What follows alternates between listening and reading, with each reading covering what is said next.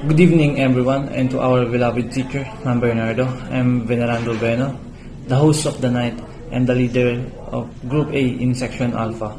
Our topic is biodiversity, and you will hear the debate regarding the advantages and disadvantages of biodiversity. Okay, let's start with the side of advantages. Provides livelihoods. Humans derive approximately 5 trillion of value from natural ecosystem each year. Globally, 3 out of 4 jobs are dependent on water, while the agricultural sector employs over 60% of the world's working pool. One of the advantages of biodiversity is it assures our safety or it protects us. However, biodiversity makes the earth habitable, and biodiverse ecosystem provide nature-based solutions that protects us from natural disasters like floods and storms, filter our water, and regenerate our soils. Benefits business.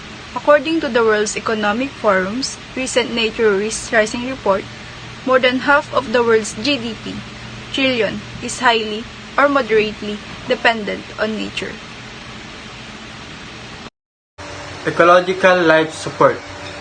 Biodiversity provides functioning ecosystems that supply oxygen, clean air and water, pollination of plants, pest control, wastewater treatment, and many ecosystem service. One of the advantages of biodiversity is scientific. Biodiversity represents a wealth of systematic ecological data that help us to understand the natural world and its origin. Helps fight disease. Higher rates of biodiversity have been linked to an increase in human health. First, plants are essential for medicine. Second, biodiversity due to protected natural areas has been linked to lower instances of disease. Cultural. The Australian culture is closely connected to biodiversity through expression of identity, through spirituality, and through aesthetic appreciation. Economic. Biodiversity provides humans with raw material for consumption and production. Many livelihoods such as those of farmer, fisher, and timber worker are dependent on biodiversity. Ensures health and food security. Biodiversity underpins global nutrient and food security. Millions of species work together to provide us with a large array of fruits, vegetables, and animals. Products essential to a healthy, balanced diet, but they are increasingly under threat. Biodiversity advantages. Recreation. Many recreational pursuits rely on our unique biodiversity, such as bird watching, hiking, camping, fishing. Our tourism industry also depends on biodiversity. And next, side of disadvantages in biodiversity. Ecological life support. Biodiversity provides functioning ecosystem that supply oxygen, clean air and water, pollination of plants, pest control, wastewater treatment, and many ecosystem service. Habitat loss and degradation, which is any thinning, fragmentation, or destruction of an existing natural habitat, reduces or eliminates the food resources and living space for most species. Species that cannot migrate are often wiped out. Loss of livelihoods, from fishermen to farmers. Biodiversity, not to mention healthy ecosystem, is essential to maintaining livelihoods. When ocean ecosystem collapse, for example, the entire community built on bounty, they provide food as well. Climate change, associated with global warming, which is the modification of Earth's climate caused by the burning of fossil fuels, is caused by industry and other human activities. Overexploitation, which is the harvesting of game animals, fish, or other organisms beyond the capacity for surviving population. To replace their losses, result in some species being depleted to very low numbers, and others being driven to extinction.